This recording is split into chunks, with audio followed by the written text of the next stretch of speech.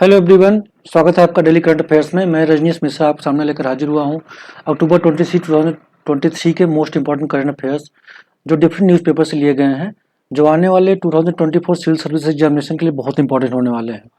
इस बार क्वेश्चन के साथ न्यूज़पेपर की हेडिंग्स भी डाली गई है, जिससे आपको पता चले क्वेश्चन फ्रेम कैसे हो रहे हैं। क्योंकि कभी कभी यूपीएससी पुलिस एग्जामिनेशन या कोई भी आप जब यूपीएससी का क्वेश्चन पेपर देखते हैं, आपको नहीं समझ में आता क्वेश्चन फ्रेम कैसे हो रहे हैं।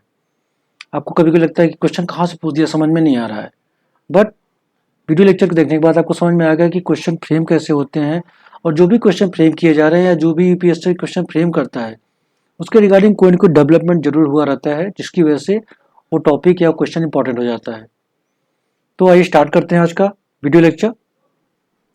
पहला देख लीजिए, न्यूज क्या बनी थी। ये बिजनेस टुडे और इंडियन एक्सप्रेस दोनों में न्यूज रही थी कि Mahua Moitra cash for query allegation, Lok Sabha ethics committee to hear matter.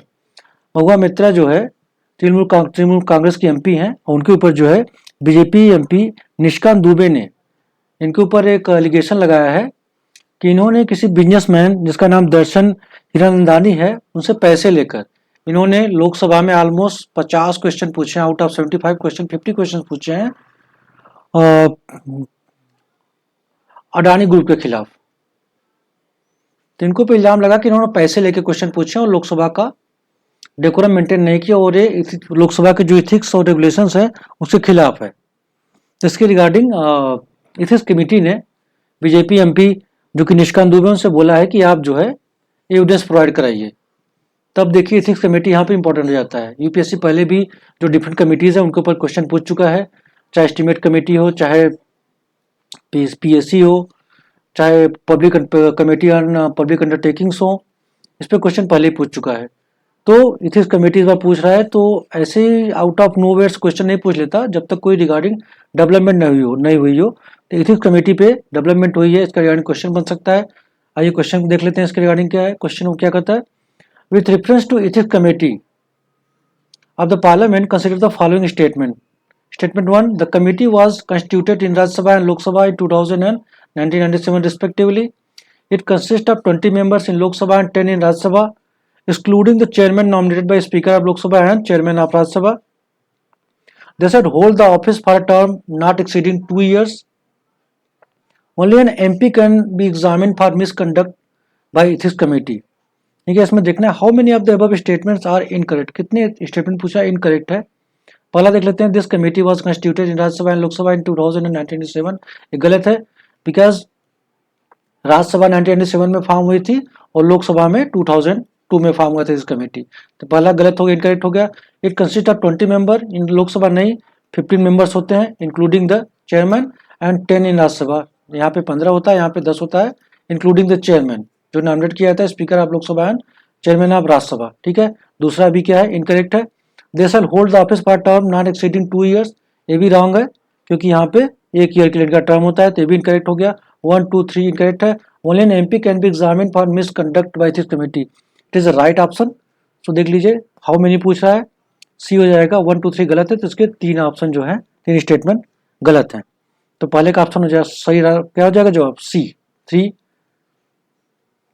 ये हिंदी में है, देख लीजिएगा ये नीचे।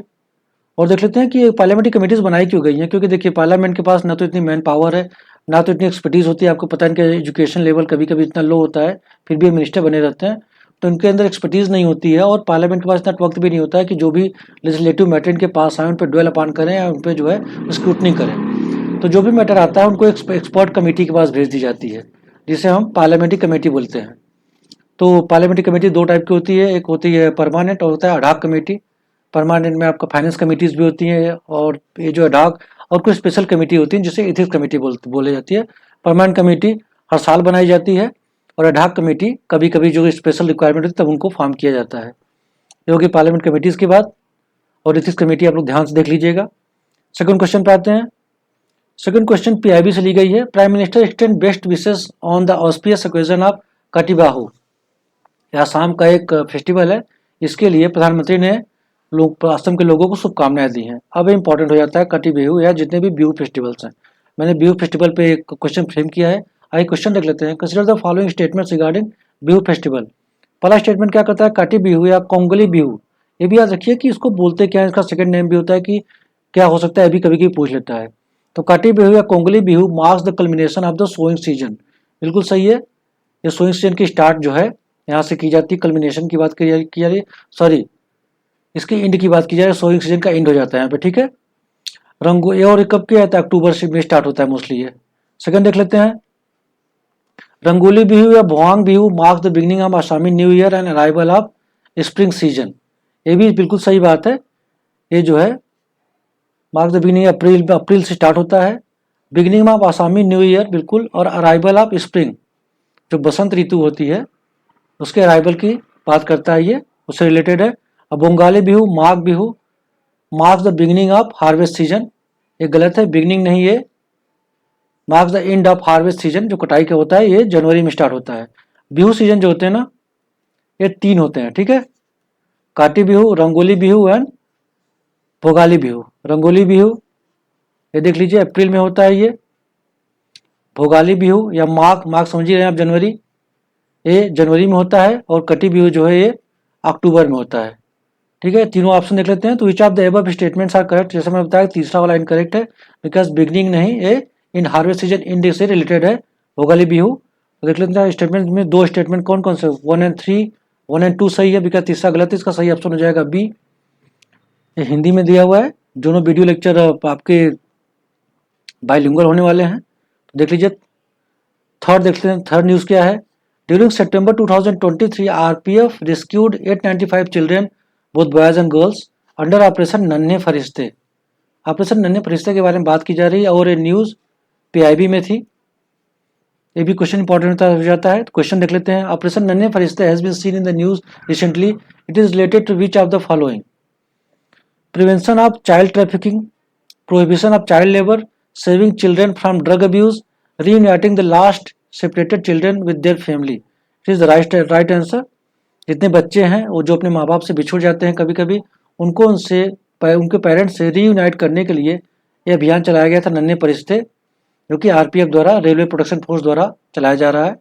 तो ये बहुत इंपॉर्टेंट हो सकता है। पहली बात, नन्हे फरिश्ते क्या है, और ये जो किसके द्वारा किया जाता है, रेलवे प्रोटेक्शन फोर्स द्वारा, ठीक है, ये हिंदी में है।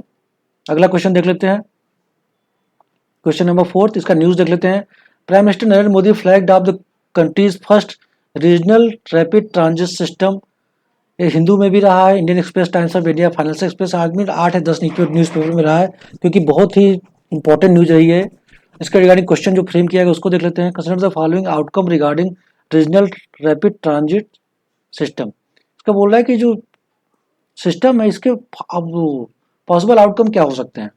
पहला देख लेते हैं, reduction of travel times between major cities in the NCR, reduction of traffic congestion on highways, road, metro and railway networks, job creation and local economic development, increasing the number of vehicle on the road and enhance emission and pollution. पूछ रहा है how many of the above are the possible outcome of regional rapid transit system, पूछ रहा है how many कितने सही हैं इसमें से। पहले देख लेते हैं कि सिस्टम क्या है ये रीजनल रैपिड ट्रांजिट सिस्टम। इसमें 4 स्टेट्स जो आते हैं, दिल्ली हो गया, हरियाणा, राजस्थान और यूपी, इसके सिटीज़ को कनेक्ट करेगा, और इसकी speed almost semi speed trains रहेंगी, जो कि इन सब स्थानों को एनसीआर में जो भी कनेक्ट करते हैं उनको कनेक्ट करेगी। इनकी speed almost 180 kilometre per hour रहने वाली है। और पहले इसके ट्रेन का नाम क्या है, नमो ट्रेन, ठीक है, बहुत इंपॉर्टेंट है, मोदी ने इसका उद्घाटन किया है। ट्रेन का नाम है नमो ट्रेन, और जो सिस्टम है इसका नाम है, या जो भी प्रणाली स्टार्ट की जा रही है इसका नाम है रीजनल रैपिड ट्रांजिट सिस्टम। और ये काफ़ी तेज चलने वाली, तो obviously reduction of travel time between major cities in the NCR की बात की जा रही है, ट्रेवल टाइम को घटाएगा, काफ़ी कंफर्टेबल आपकी जर्नी होने वाली है, ये सही है। Reduction of traffic congestion highway, road, metros and railway network, but obvious अगर आपको कंफर्ट मिलेगा, आप तेजी से कहीं ट्रेवल कर सकते हैं, अपने डेस्टिनेशन तक पहुंच सकते हैं, तो आप जो है इन जगहों से हटके जो है आप इन नमो ट्रेन में ट्रेवल करना चाहेंगे, तो ये भी सही है। पॉसिबल आउटकम पूछ रहा है, job creation and local economic development, बिल्कुल सही बात है। आपको अगर इनको ट्रेन को डेवलप करना है, रेलवे लाइन डेवलप करनी है, तो आपको जॉब क्रिएशन होगा, क्योंकि आपको इंजीनियर्स चाहिए, आपको लेबर्स चाहिए, आपको कॉन्ट्रैक्टर्स चाहिए, और आपको टेक्नीशियन चाहिए, तो जॉब क्रिएशन होगा। Local economic development but obvious है कि जॉब क्रिएशन होगा तो they will have money in their hand to spend on to purchase the thing that they require. तो वहाँ पे लोकल इकोनॉमिक डेवलपमेंट भी होगा और इकोनॉमिक ग्रोथ भी होगा देश का, तो ये भी सही है।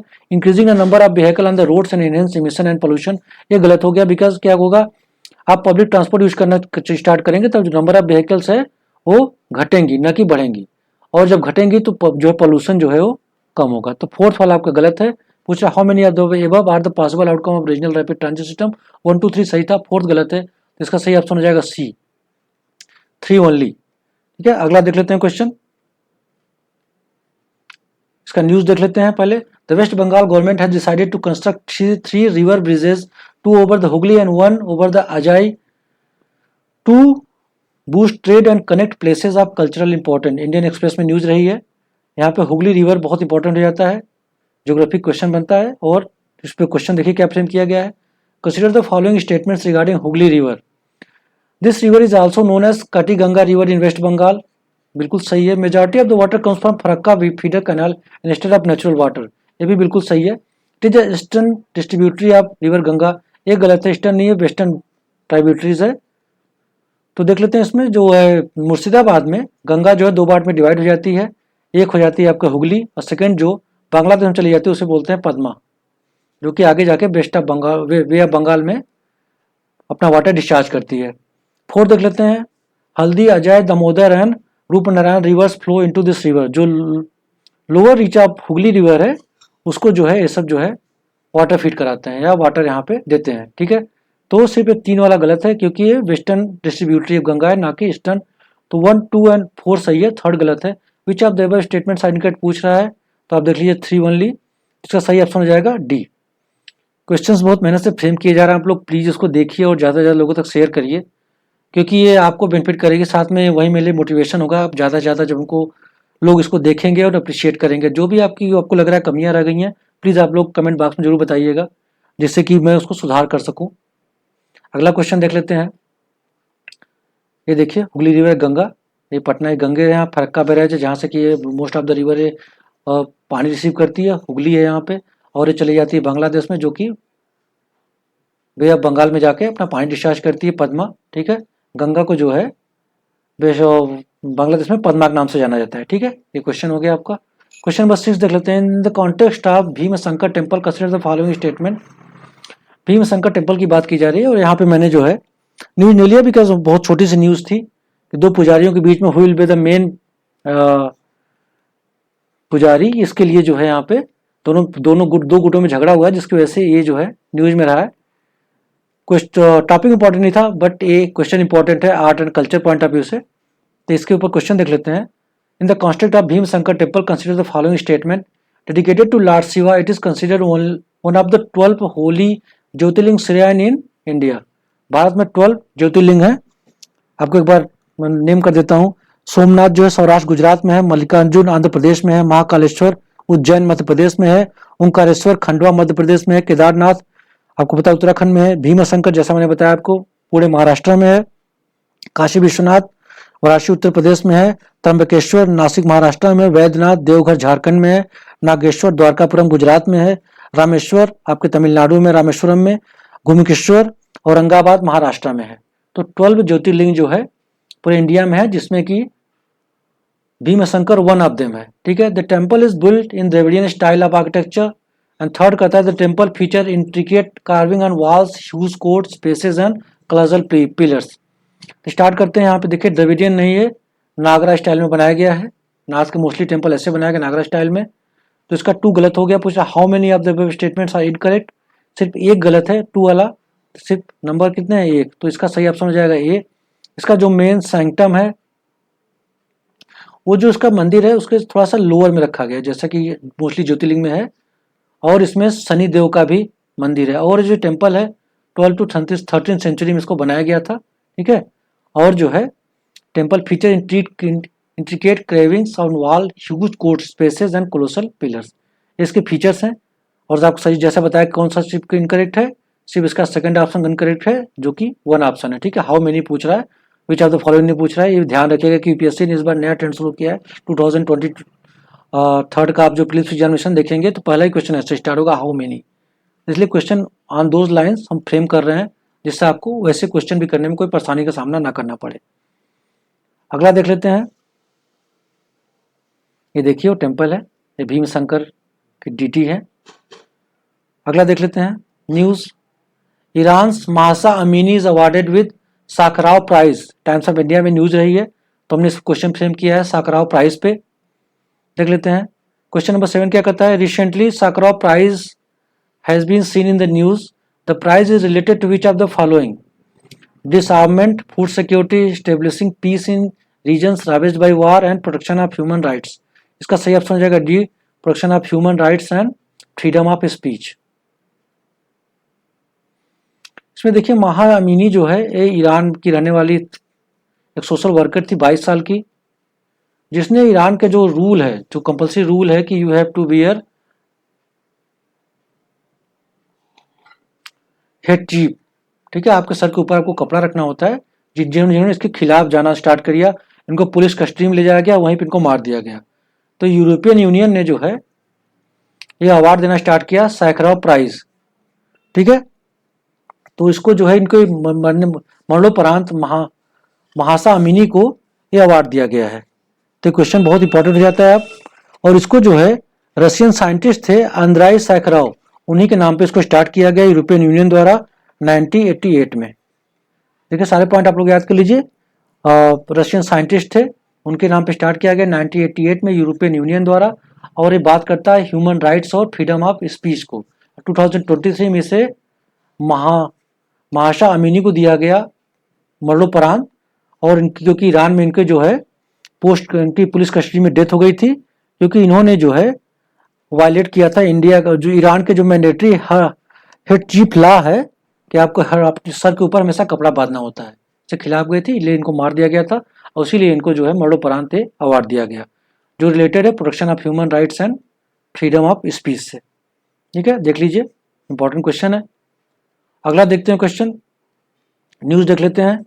अरे night meteor shower to eliminate night sky. Times of India में न्यूज रही है, इसलिए और यूनाइट मीटियोर शावर के ऊपर एक क्वेश्चन बनाया गया है। देखिए क्वेश्चन देख लेते हैं। Consider the following statement. Aryanoid meteorite shower originates from Halley comets and occurs when fragments from the comet enter the Earth atmosphere and burns up, creating streaks of light known as shooting stars.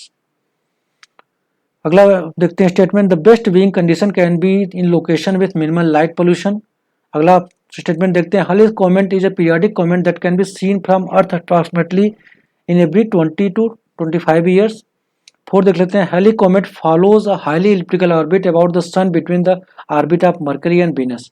Start करते हैं यहाँ पे। कह रहा है कि ओरिनियाट meteor जो होते हैं वह Halley originate from Halley comet. Halley comet क्या होते हैं? कॉमेट होते हैं, लेकिन उसमें क्या होता है कि एवरी 75 to 76 ईयर में ये जो कॉमेट्स हैं इनकी संख्या बढ़ जाती है। टूटता हुआ तारा इससे आप बोलते हैं, उनकी संख्या बहुत ज़्यादा बढ़ जाती है, तो हो किसे क्या बोलते हैं? Halley comet. ठीक है, और ये क्या कर रहा है, ये जो कॉमेट क्या होते हैं, ये कॉस्मिक बॉडीज होते हैं जो कंपाउंड जो कि डस्ट या आइस से बने होते हैं और सूर्य के चारों तरफ चक्कर लगाते रहते हैं। ठीक है, जब सूर्य के ज़्यादा नज़दीक जाते हैं तो जो आइस होता है वो पिघलना स्टार्ट कर देता है। तो इनकी ये जो है देखने में ऐसे लगते हैं, ये इनकी टेल हो जाती है, इनका हेड हो जाता है। लगता है जैसे ही चारों तरफ सूर्य के जाते हैं लगता है कि ऐसे जा रहे हैं सूर्य के चारों तरफ। इनका टेल तो लगता है कोई चीज़ से बोलते हैं, ये फजी एटमॉस्फेयर क्रिएट करते हैं देखने में कॉमेट। ठीक है, अगला देखते हैं। The best being condition can B locations with minimum light pollution. मतलब जो भोर का समय होता है जिसमें कि लाइट पोल्यूशन सबसे कम होता है, इनको आसानी से देखा जा सकता है। Halley comet is a periodic comet that can be seen from earth approximately every 20-25 years. Wrong है, बिकॉज 75 to 76 ईयर्स में एक बार देखा जाता है। Halley comet follows a highly elliptical orbit around the sun between the orbit Mercury and Venus. नहीं देखिए कैसे क्या होता है आपके सोलर सिस्टम, आप देखिए यहाँ पे ये सन हो गया आपका, फिर यहाँ पे वीनस हो गया, फिर आपको सॉरी मरकरी हो गया, वीनस हो गया, अर्थ हो गया और मार्स हो गया। तो ये मरकरी और अर्थ यहाँ पड़ता है। ठीक है, तो वीनस और मार्स के बीच में ये रिवॉल्व होता है, न कि मरकरी और वीनस के बीच में। तो मार्स और वीनस के बीच में होता है, तो ये भी आपका ऑप्शन गलत हो गया। इसका सही ऑप्शन क्या पूछ रहा है? How many of the statements are incorrect. इसका थर्ड और फोर्थ गलत है, 2 जो है सही, इसका गलत है। 2 ऑप्शन से गलत है, 2 सही है, तो सही ऑप्शन हो जाएगा बी, हिंदी में है। ठीक है, अगला ऑप्शन देख लेते हैं। ये टूटता हुआ तारा है, शूटिंग स्टार जिसे बोलते हैं। ये हेली कॉमेट जब स्टार्ट होता है तो इसकी नंबर ऑफ कॉमेट्स या शूटिंग स्टार्स जो है बहुत ज़्यादा बढ़ जाते हैं। ठीक है, अगला देख लेते हैं। न्यूज़ क्या है? Why reforms have been proposed by World Bank and other multilateral development banks?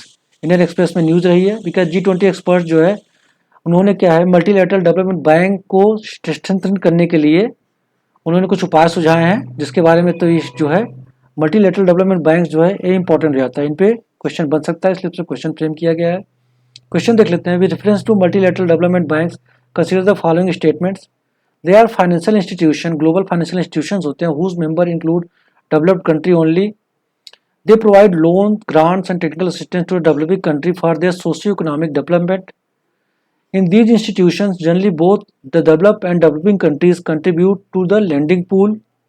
India is the biggest borrower and beneficiary of multilateral development banks, especially the World Bank Group and the Asian Development Bank. Question क्या है? Which of the above statements are correct? पहला वाला include developed countries only, ये wrong है, incorrect है because develop and developing countries दोनों इसके members रह चुके हैं या हैं। They provide loan, grant and technical assistance to developing countries for their socio economic development. ये बिल्कुल सही है। जो डेवलपिंग कंट्रीज हैं वो मोस्टली जो लेंडिंग पूल है उसमें पैसा डालते हैं और पैसे को जो है जो डेवलपिंग कंट्री या जो पुअर कंट्रीज हैं उनके सोशियो इकोनॉमिक डेवलपमेंट के लिए वो पैसा जो है खर्च किया जाता है। अगला देख लेते हैं। थर्ड वाला देखो बताया आपको, इसमें कह रहा है both develop and developing country contribute करते हैं। गलत है, सिर्फ डेवलप कंट्री जो है लेंडिंग पूल में जो पैसे डाला जाता है उनके द्वारा। India is the biggest borrower and beneficiary of multilateral development bank, ये गलत है। India is one of the biggest, सबसे बड़ा नहीं है। स्पेशली द वर्ल्ड बैंक जैसे IMF हो गया, वर्ल्ड बैंक हो गया, इनके द्वारा और एशियन डेवलपमेंट बैंक इनसे जो है पैसा लेता है। जैसे कि वर्ल्ड बैंक जो है 97.9 बिलियन डॉलर जो है इंडिया में खर्च करेगा एक साल के अंदर, भी उसके प्लान है। और जो एशियन डेवलपमेंट बैंक है 59.7 मिलियन डॉलर खर्च करने का प्लान कर रहा है। एशियन इंफ्रास्ट्रक्चर डेवलपमेंट बैंक जो है 9.9 बिलियन डॉलर खर्च करने का प्लान कर रहा है। तो इंडिया में ताकि इंडिया जो है इसके जो SDG गोल्स हैं उसको पूरा कर सके, पॉवर्टी हट को एलिवेट कर सके और भूखमरी की समस्या का समाधान कर सके, जितने भी आपके रिलीजियस कॉन्फ्लिक्ट्स है उनको दूर कर सके और अपनी जो सोशियो इकोनॉमिक डेवलपमेंट है उसको और ज़्यादा आगे ले जा सके। ये इसलिए इनको जो मल्टीलेटरल डेवलपमेंट बैंक्स है इनमें रिफॉर्म्स करना जरूरी है ताकि जितनी भी डेवलपिंग कंट्रीज हैं उनको ज़्यादा शेयर मिल सके और अपने डेवलपमेंट को नई दिशा दे सकें। तो आप क्वेश्चन देख लिया, आप यहाँ पे क्वेश्चन आपने स्टेटमेंट पढ़ लिया है। पहला वाला स्टेटमेंट गलत है आपका, सेकंड सही है, थर्ड गलत है, फोर्थ गलत है। पूछा हाउ मेनी स्टेटमेंट करेक्ट, सिर्फ which of the above statement correct, सिर्फ 2 जो है ये सही है, बाकी सारे इसके गलत हैं। तो इसका सही ऑप्शन हो जाएगा B.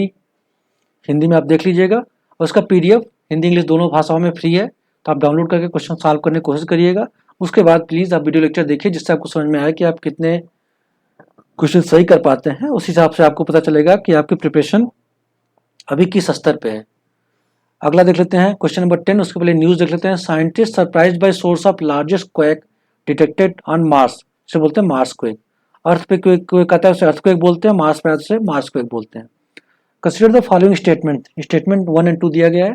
Mars quakes are generally less intense than earthquake, बिल्कुल सही बात है। अभी रिसेंटली 4.9 रिक्टर स्केल के पैमाने पे जो है इसकी इंटेंसिटी 4.9 रही है। मार्स जो है ग्रह पे भूकंप आया है जो अभी तक का सबसे तीव्र भूकंप रहा है, लेकिन पृथ्वी की अपेक्षा अभी भी कम, बिकॉज पृथ्वी पे 8 और 9 तक आया है। अभी रिसेंटली अफगानिस्तान में 6.9 इंटेंसिटी का अर्थक्वेक आया था, तो है तो बट इंडिया के अर्थ के कंपेरिजन में कम रहता है। तो Mars quakes are generally less intense than earthquake, बिल्कुल सही है।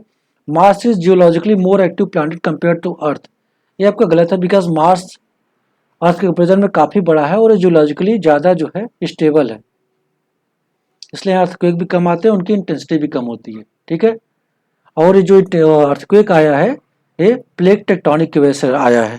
ठीक है, जो कि बहुत ही रेयर रहा है, लेकिन इस बार प्लेट साइंटिस्ट वही बोल रहे हैं कि surprised bye source of largest quake detected by Mars. ठीक है, क्या कर रहे हैं जो है नासा का जो एक स्पेस फ्लाइट रही है उसे बोलते हैं इनसाइट लैंडर, जिसने डिटेक्ट किया कि यहाँ पे बहुत बड़ा जो है भूकंप आया है। तो it is caused by release of billion years old stress with in Mars crust, Mars crust में जो अभी तक जितना प्रेशर रहा है उसको रिलीज करने के लिए भूकंप आया है। ठीक है, अब स्टार्ट करते हैं। Which of the following is correct in respect to the above statements, पूछा कौन सा करेक्ट है। Both statement 1 and 2 are correct and statement 2 is the correct explanation of statement 1, ये गलत है। Both statement 1 and 2 are correct and statement 2 is not the correct explanation of statement 1, ये भी गलत है। बिकॉज बोला है बोथ करेक्ट, जो कि बोथ करेक्ट नहीं है। Statement 1 is correct but statement 2 is incorrect, ये सही ऑप्शन है। बिकॉज जियोलॉजिकली मोर एक्टिव बोला था, जियोलॉजिकली ये मोर स्टेबल है। डी देख लेते हैं, statement 1 is incorrect but statement 2 is correct, ये रॉन्ग है। ये तीनों इनकरेक्ट हैं, सी आपका सही है। तो इसका आपका सही ऑप्शन क्या हो जाएगा, सी। हिंदी में ये देख लीजिए, ये इनसाइट रोवर है, लैंडर सॉरी, जिसने डिटेक्ट किया है the largest marsquake on Mars surface. इसको आंसर की है, आप लोग देख लीजिएगा इसको। और प्लीज़ आप चैनल पर नए हैं तो उसको सब्सक्राइब कर लीजिएगा, ज़्यादा से ज़्यादा चैनल को इन वीडियोज़ को शेयर करिए। और इसका पीडीएफ जो है, इसका पीडीएफ फ्री है और जिसका लिंक जो है वीडियो के डिस्क्रिप्शन बॉक्स में दे दिया जाएगा। और प्लीज़ आप लोग टेलीग्राम चैनल ज्वाइन कर लीजिए, जिसपे कि सारे नोटिफिकेशन और सारे पीडीएफ फ्री है। आप वहाँ से डाउनलोड करके आसानी से अपनी तैयारी को नई धार या नई दिशा दे सकते हैं। इसी के साथ आज का वीडियो लेक्चर समाप्त करता हूँ। जय हिंद।